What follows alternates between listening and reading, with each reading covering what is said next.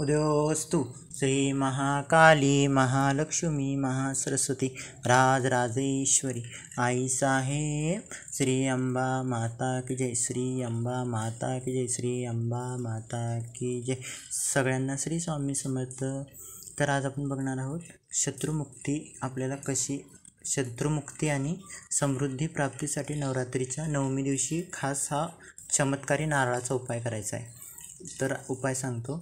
जर तुम्हाला संपत्ती आनंद समृद्धी घर संपत्ती रोगापासून मुक्तता किंवा आणि शत्रू कर्ज हवे असेल तर एका डोळ्याच्या नारळाला एकच डोळा असावा अशा नारळाला लाल रेशमी कापडात गुंडाळावे। कुंकू आणि सिंदुराने त्याची पूजा करावी।